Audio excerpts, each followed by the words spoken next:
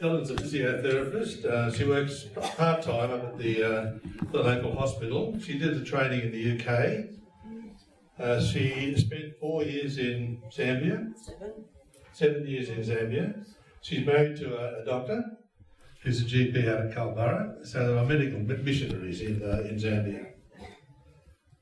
She's going to talk to us about a program that's sponsored by the government, and it helps us all to stay fit and stay in the home. So will you give a nice warm welcome to Helen Smith.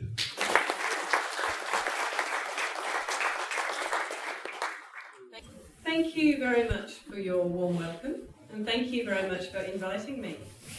Now, I know that I can't expect that every single one of you here went, oh, I really want to hear about that, but somebody was on the ball and really interested to get me here, so thank you very much.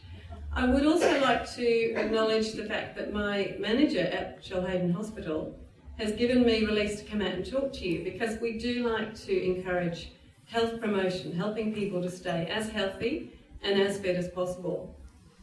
So even though I'm actually going to be talking to you about some private programs that I'm engaged with outside my hospital work, she has allowed me to come and speak to you because we both think it's a very valuable thing to be involved with. So, as Neville said, I did my training in the UK. I had a brief stint working in Sydney in 20 years ago, something like that, and then went off to Zambia with my family, came back here with young kids. So our kids were 3, 5 and 7 when we moved from Africa to Culburra.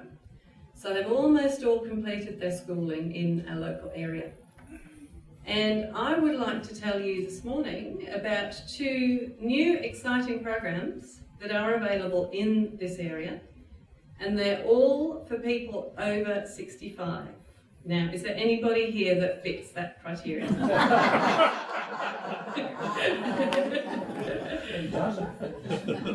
That is a very good start. I'm in the right place.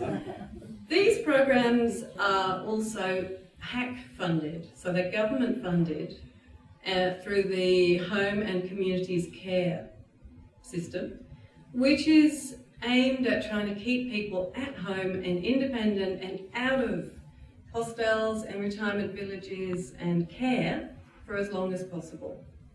Now, you probably have been aware that as the years go by, bits and pieces don't work as well as they used to. Would that be right? Something? Yeah. I'm finding that.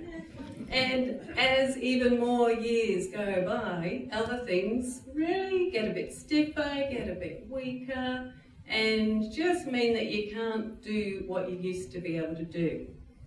However, I hear that a lot in my work at the hospital. I hear, I'm too old to do that. I can't do that anymore. I just don't think it's something I should be even trying to do. Sometimes that may not be the case. So I'm going to talk to you about we've got 3 different chunks of this talk this morning. You are not all going to have to sit down for the whole time. I will give opportunity to stand up and move around and get a taste and a feel of what some of these exercise programs are about. And I would also be really happy if you want to ask me questions as we go along. Sometimes it can get a bit sleep-inducing if you just sit and listen to one voice, especially if it's monotone. So I try very hard to vary it. But if you have a question to ask, then that varies it even more. So please feel free to put your hand up if you want to ask something, and I will either say, yeah, that's a really good point, let's deal with that now, or put it off at the end. So, let's start. Look at those lovely people up there. Would you like to be like that? No. So who am I? We've done the introductions for who I am, but who is Feros Care? I don't expect anyone to know what or who Feros Care is. Feros Care is the organisation that has brought these exercise programs into the Shoalhaven area. They've actually moved down the coast. They began up in the Byron Bay area, and they are based in Coolangatta, and are now moving down. They've got new programs in Port Macquarie and here, and then further around into Victoria as well. It is an aged and community care provider They are a not-for-profit organisation. Originated in the community. So there was one bloke in Byron Bay who said, let's get a retirement village started. And there was such community support that it actually developed from the ground up, as it were. So it wasn't any big organisation coming in saying, look what we've got for you, and plonk something there. It was from within that community. They've been operating since 1990, getting bigger and bigger and bigger, and they have won some pretty big awards in the last few years as well for excellence in provision of aged care. The first program I would love to talk to you about is something called Strong Foundations. I think that this is probably the key point of difference in the two programs that I'm going to talk to you about, because this one is home-based. This one allows you to open your front door and have a physio, like myself, to come meet you, talk to you, have a look around at your home, have a look at your environment, get to know you, work out what your current function is, what you are currently able to do, and what your current health concerns are, and also what you would like to be able to do, all for a cost of $10, because the government pays the rest. I think that is pretty impressive. There's funding for 7 sessions in total, and 2 of those are phone calls. So 5 are home visits, and 2 are phone calls along the health coaching model. So how are you going? Remember those goals we talked about. How are you managing with what we agreed that you would get on and do while I'm not here? The first visit is much longer than the others. It's an hour, and we make sure that we know what we're both dealing with. So check whether there are any health problems that would make it risky for you to be exercising. As I said, establish your current functional status and any specific needs, and really make sure you know what you're in for. Sometimes even at the hospital, I have people coming in, they've had a referral from their GP, and I say, oh, so what are you expecting from physiotherapy? Oh, well, my doctor just told me to come. So I like it to be a two-way thing. I really want it to be something that you want to do. You really want physio's help and guidance. We want to allow you to ask questions and build rapport. This is not a physio-directed relationship. This is not, you need to do this exercise and this exercise and this, and you need to do it twice a day and you need to do it for this long.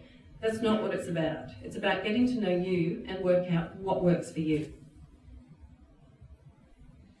Because I find that some people work really well with an exercise program. They actually like that. They like yep, let's exercise for 20 minutes, let's do it first thing in the morning, I know which exercises I want to do and how many of each and how long for. Some people work really well with that. They tick it off each day, it's done, great.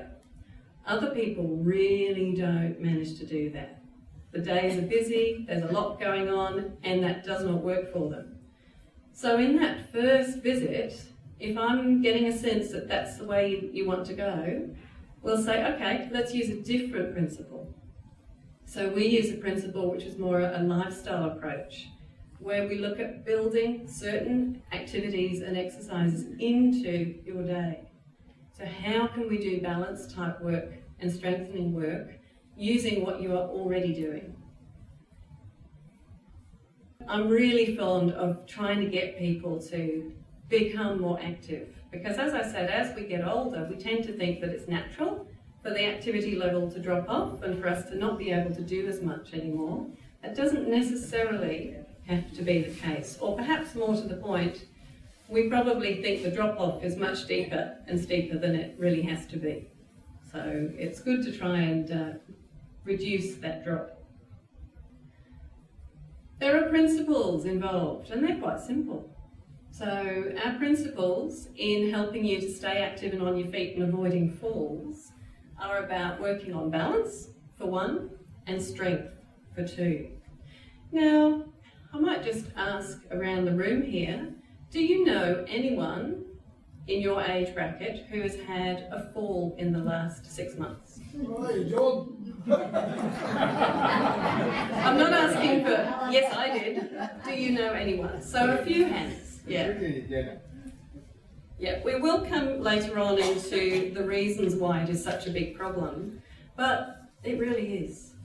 Lots of people have falls, and they may not cause too many problems initially, but occasionally it can be a broken bone, put someone in hospital, and sometimes they never even get home again. So we really do want to try and prevent these falls from happening. Would you like to get up and see what it feels like to do some balance work? I would like to say that if anyone feels particularly dodgy on their feet, you don't have to do this. Nobody has to do it, of course. And it makes a lot of sense to have the back of the chair in front of you there in case you need some support. That's not much good for you really keen people in the front row.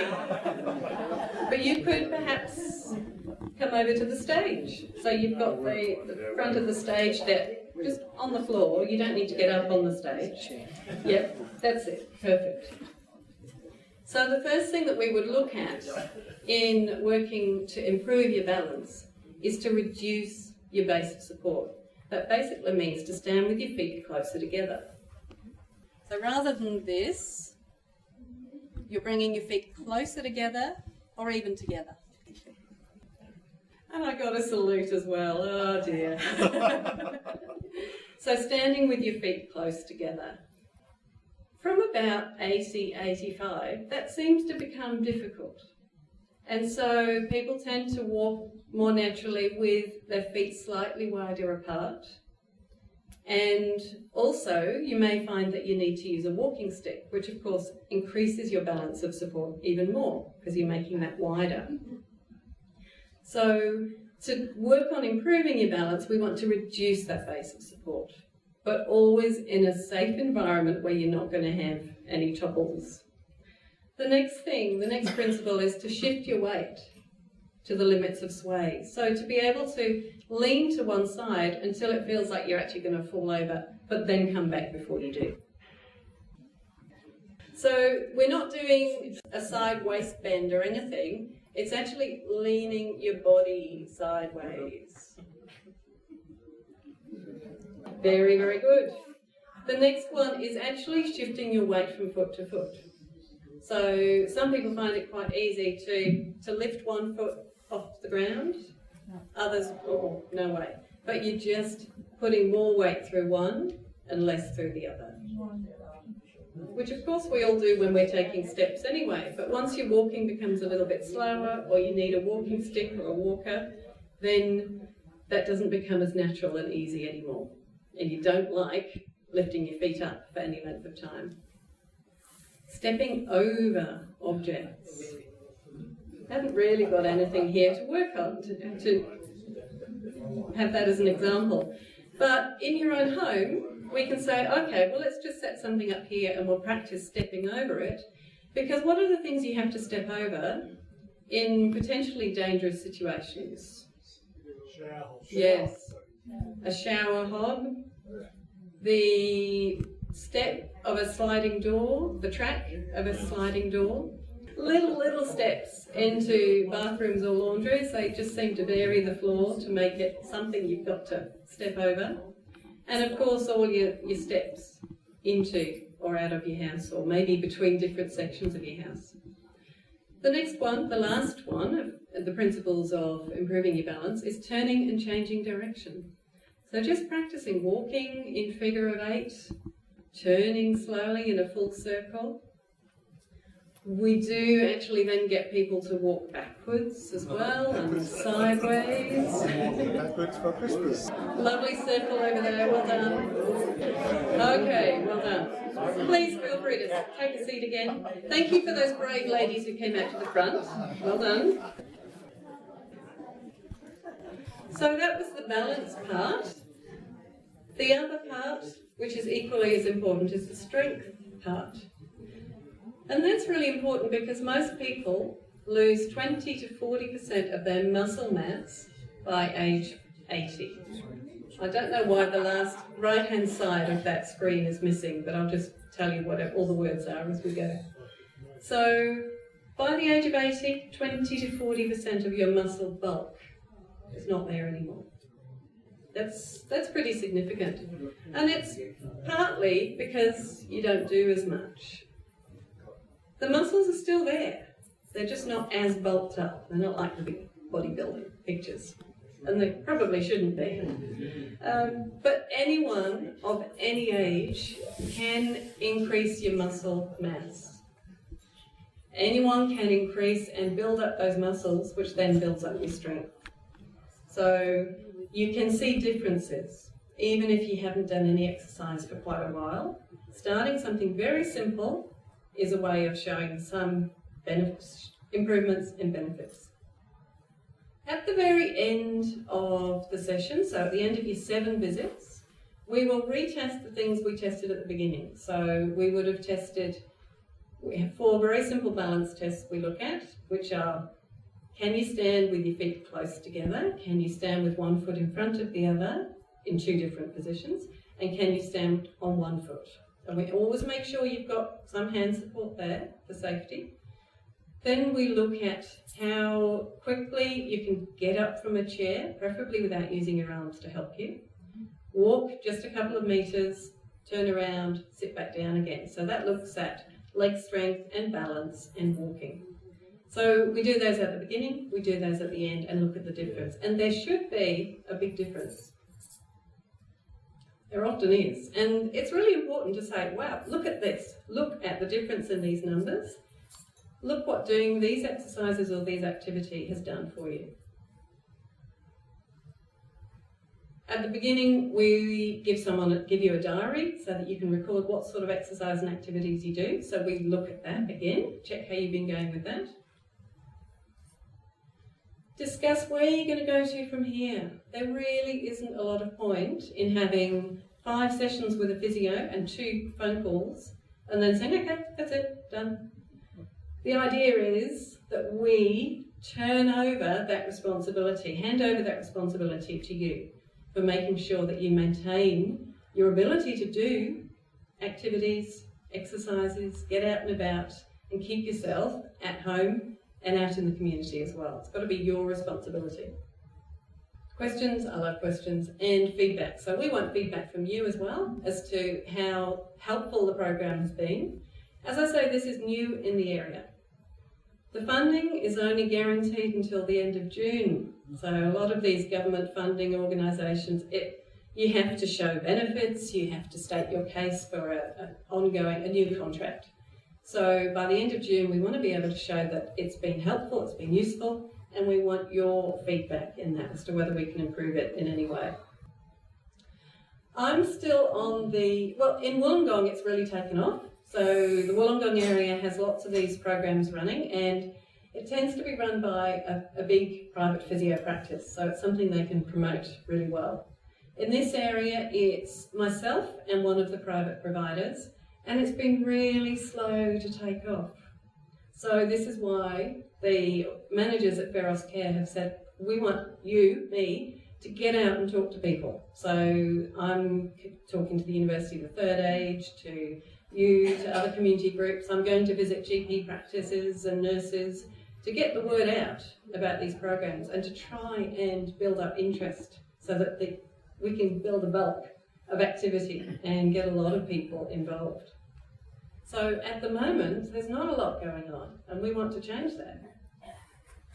Okay, so the key difference is, as I mentioned earlier, between this and what is available already, whether it's through the hospital or through private physios, or exercise physiologists, or the Stepping On program. There are lots of things going on.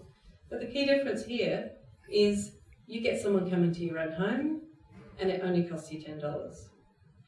A lot of people really don't like going to exercise groups and classes. Some people love it, others absolutely hate it. So it's ideal for the people who really don't do that aerobics thing. Anyone did aerobics when it was really, really popular 20, 30 years ago? Yeah. It was great. And some people want to do anything that resembles that. No way, won't touch it, won't go anywhere near it.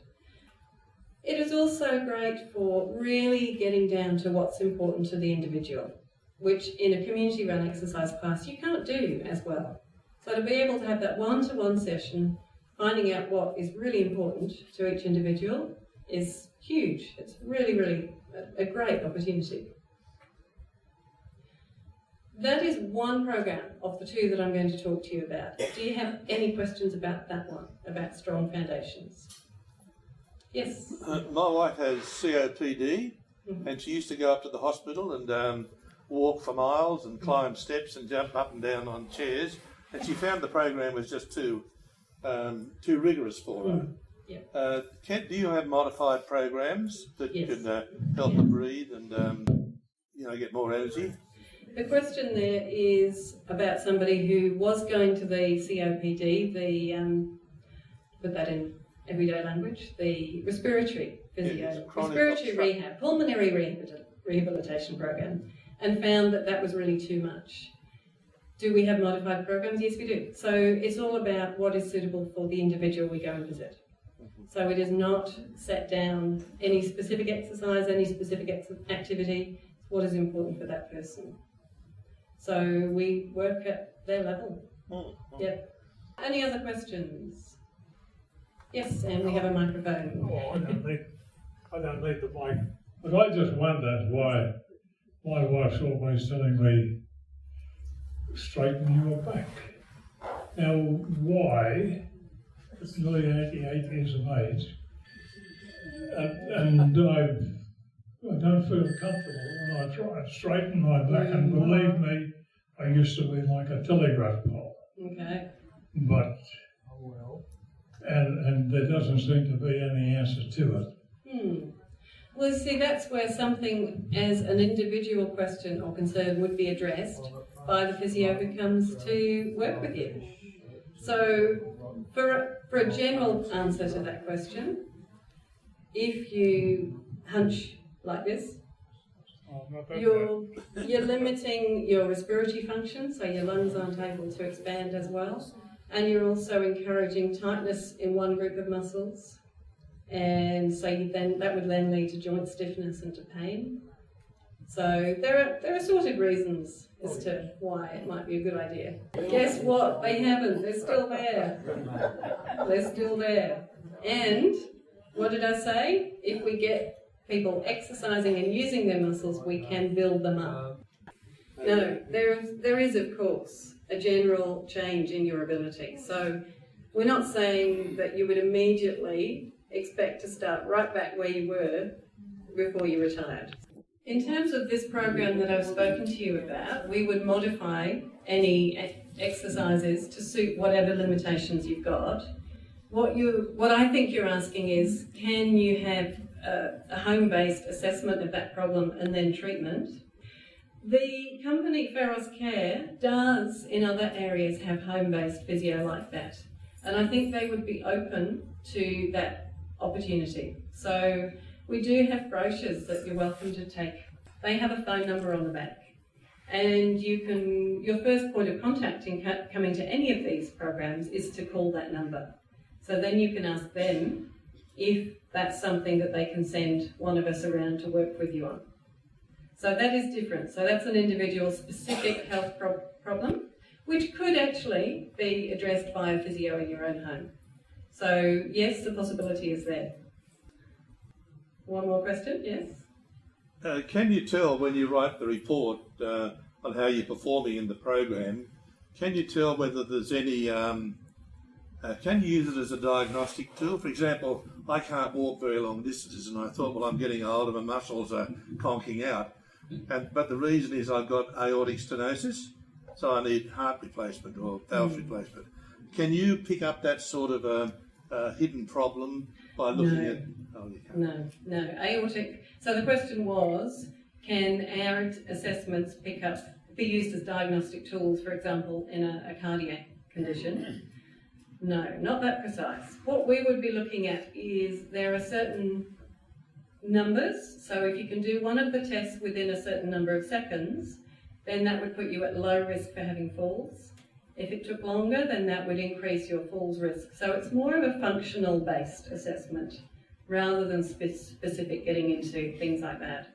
And that you would only find out when you've been to your GP and your cardiologist and had all the scans and things. So I'm not that clever. Some of the GPs aren't either. I won't repeat that comment. Let's move on.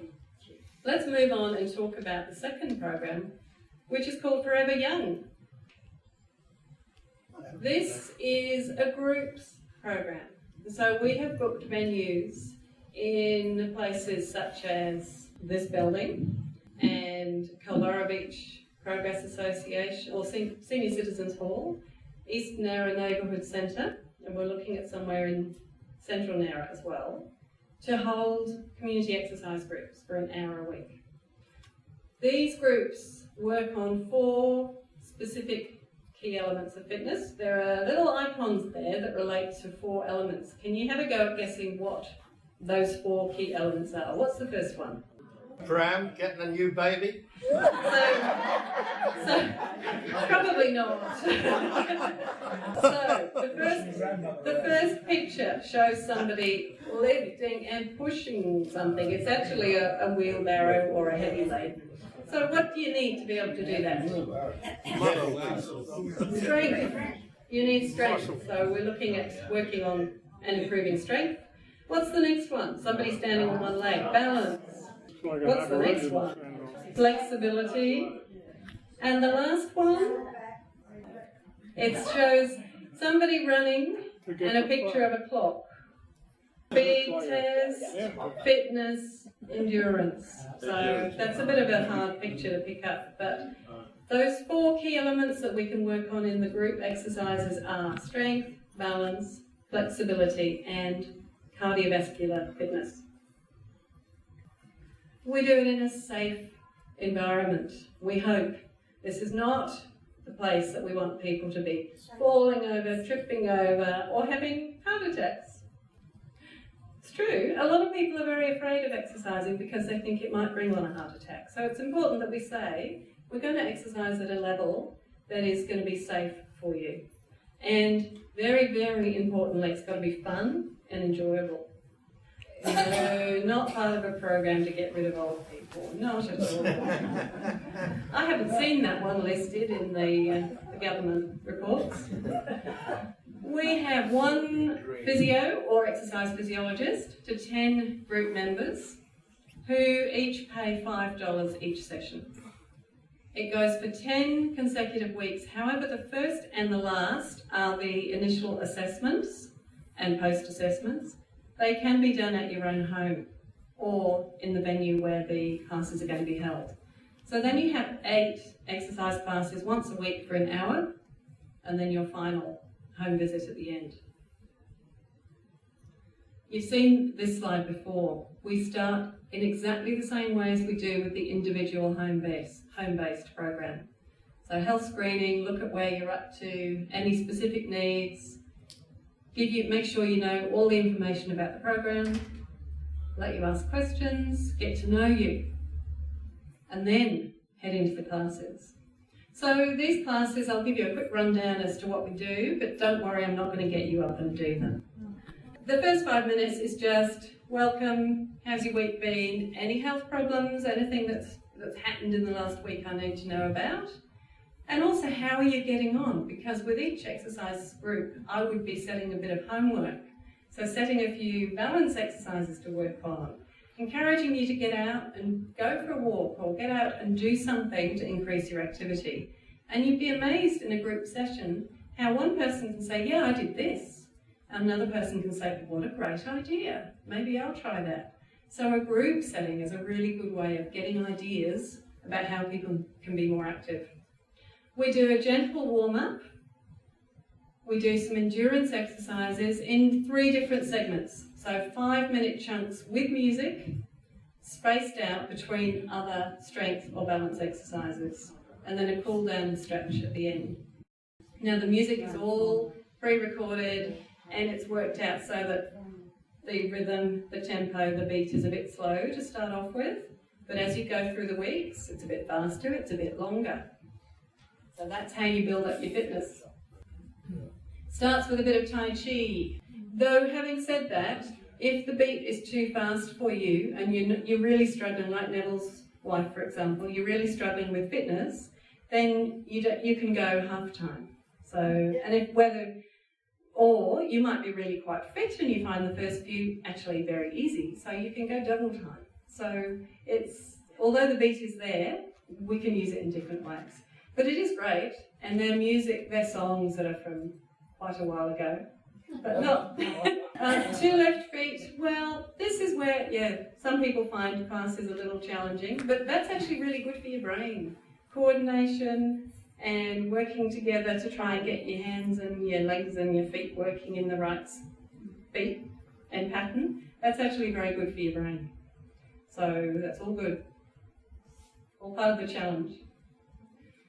Balance exercises, you can see there are different feet positions that I mentioned as part of our assessment, looking at whether you can stand with your feet close together, with one foot slightly further in front or right in front.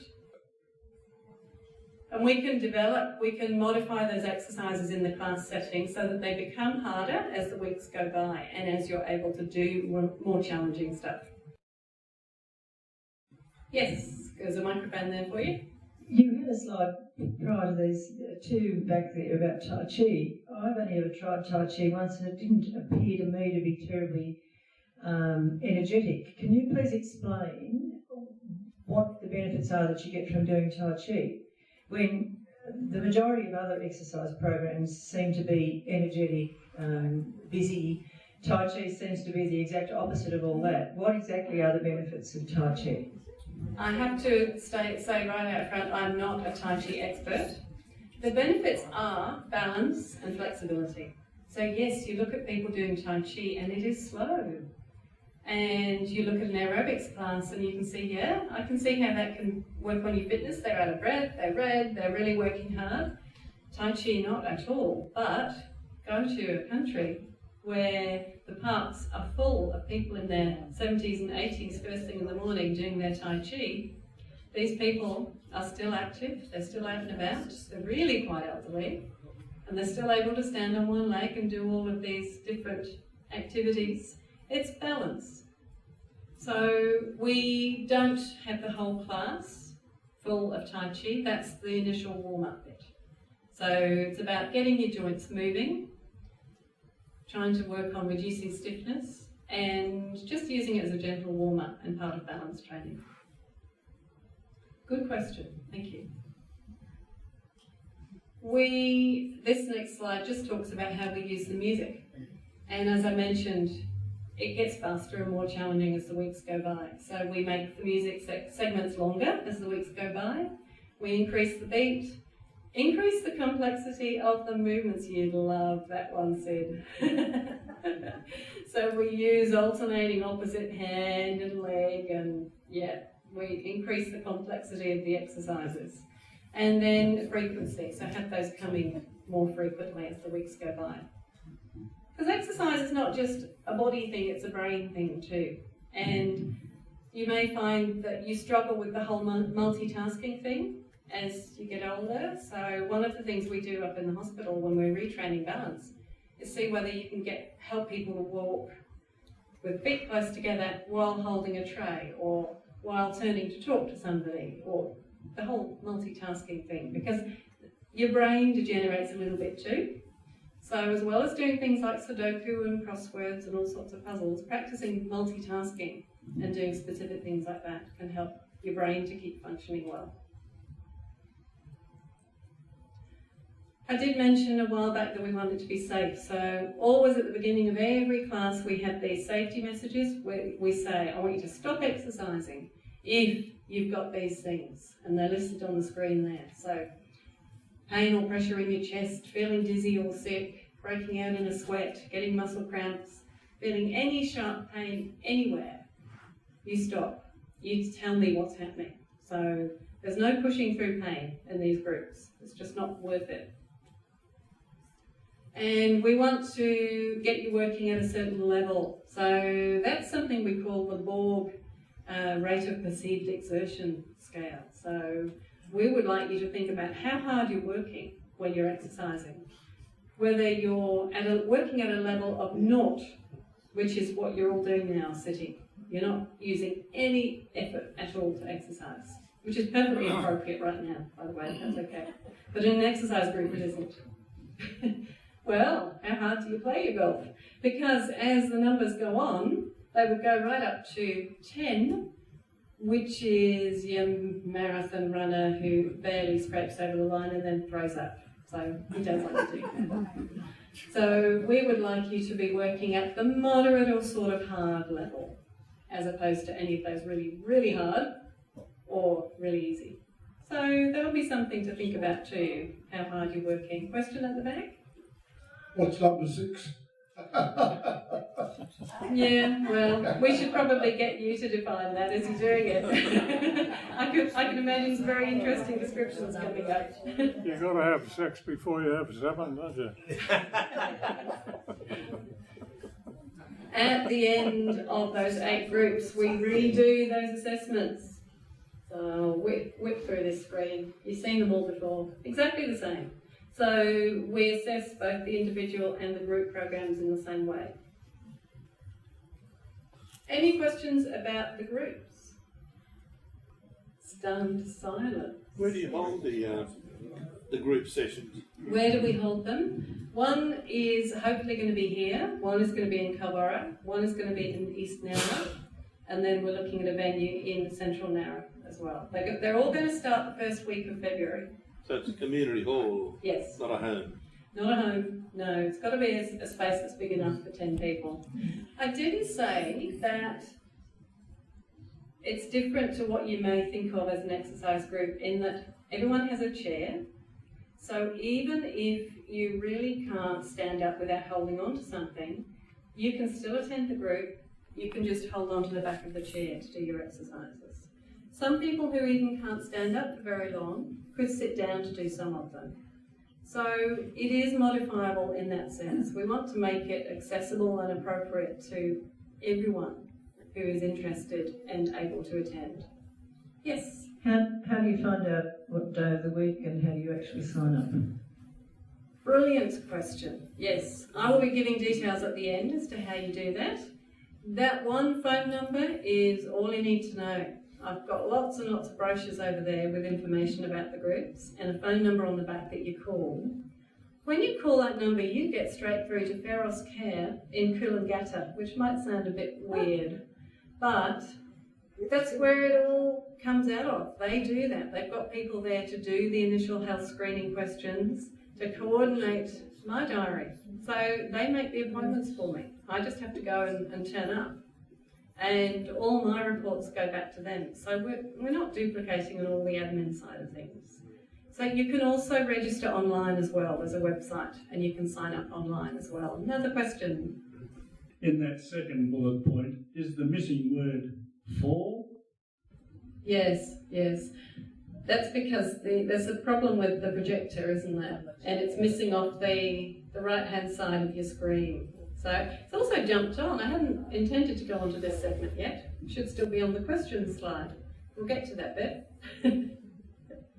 Any other questions about the group exercise programs? They are going to be running from the first week of February. They're held on Tuesdays and on Thursdays, because those are the days that I don't work at the hospital. Those are the days I'm doing the Feros Care work. There'll be one in the morning, so Tuesday morning, Thursday morning, Tuesday afternoon, Thursday afternoon. And if there's huge demand, then there is another physio in the area ready to take some up as well, so they can have extra days that I'm unable to do. So what I'm really about is getting information out here to you so that you make those phone calls, get online and register. So I will make sure right at the end that we go through how to do that again. Oh, do you mean to organise a group of 10? If you want to do it that way, you can do it that way. But otherwise, just call up and they'll find that they get another 6 people calling from the same area, and that's probably enough to get one started. I think what will happen is that once people start and say, oh, this is great, then more will come. But we've got to get to that starting point, which seems quite difficult in this area. Our last segment of this talk is Why is the government so interested in funding programs like this? It is because of one main issue, which is falls.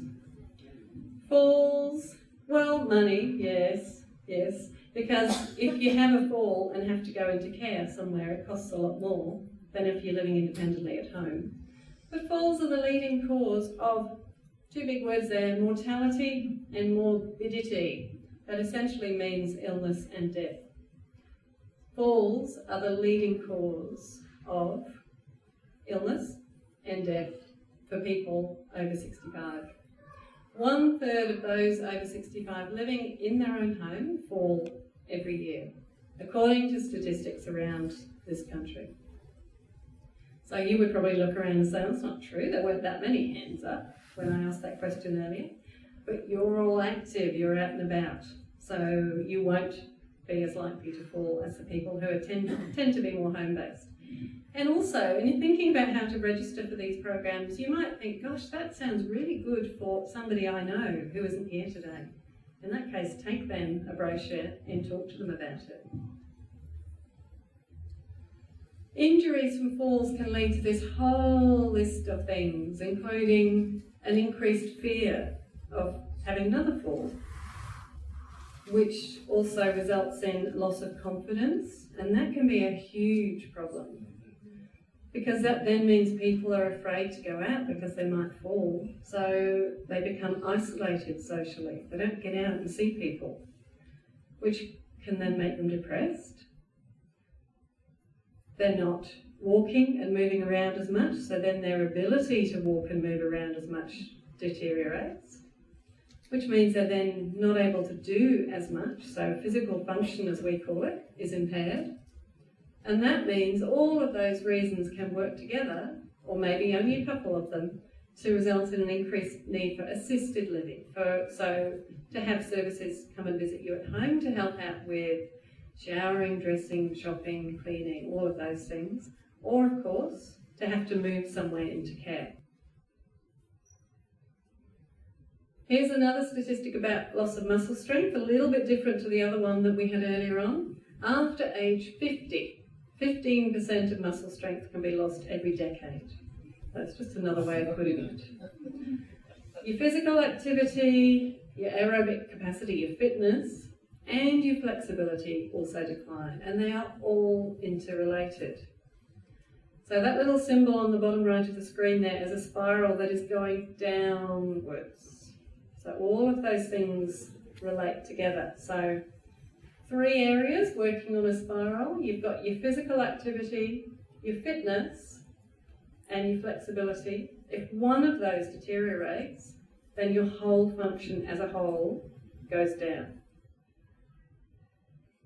But look, this spiral goes up.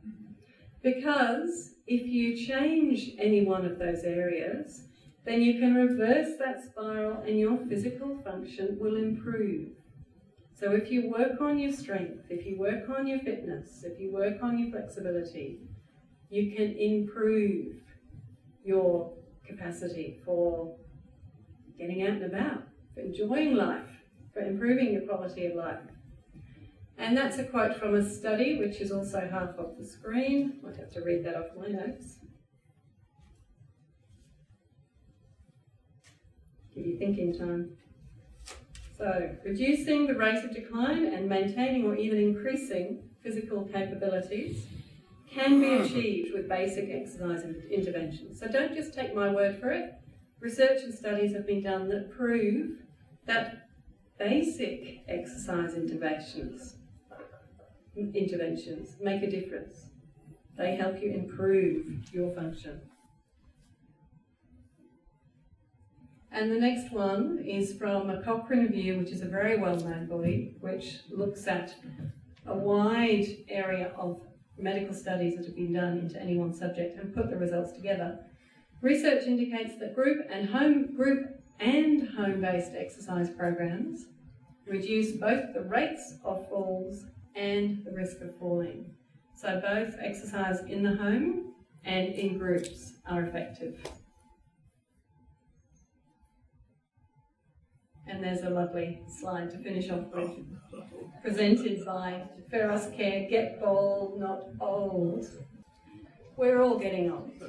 I think you have to face that fact, but you can improve, you can do things to help reduce the problems associated with ageing. So, let's revise how we're going to go and get involved in these programs. So, the first one I talked about was Strong Foundations, which was the home-based individual one. Have you thought of anyone that might be appropriate for? A few. Good, yes. So, I would encourage you to take one of those brochures, give it to the people that you're thinking it would be suitable for, and tell them about it. Say, hey, I saw this great speaker. Well, no, only if that's what you really think. But you can say, I met the physio, one of the physios who's going to run these things. And tell her you thought she was a real, sort of army disciplinarian or not.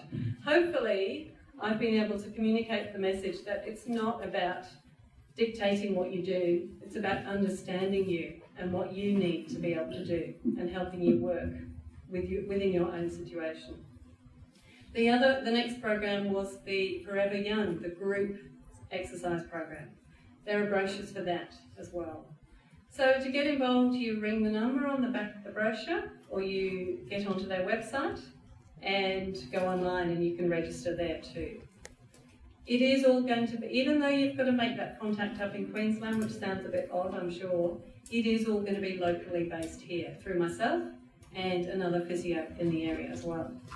So that's all I've got to say at the moment. So unless there are any final questions, we can probably finish. Does anyone have a final question? Yes? What's supposed to happen after the 2 weeks? Yes. Do you remember I mentioned that one of the things that we want to do is to work out what is going to happen after the next 10 weeks? How are you going to maintain the progress you've made?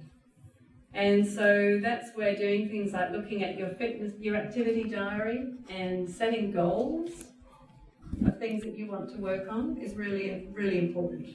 You may find, particularly if you've got a group of people together, that you've joined a class together, you will say, well, let's keep doing this. So let's meet together, let's do these exercises ourselves, nothing to stop you doing that, or let's form a walking group, or let's do some other sort of activity together. It's much easier to be committed to something if you've got someone to do it with, isn't it? Has that answered your question? Okay, good.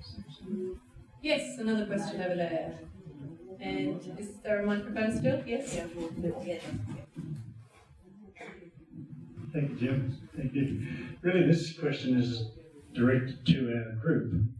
I was thinking along the lines that special interest groups, which we have within Probus, would be well suited to setting up some participation in what you've been suggesting.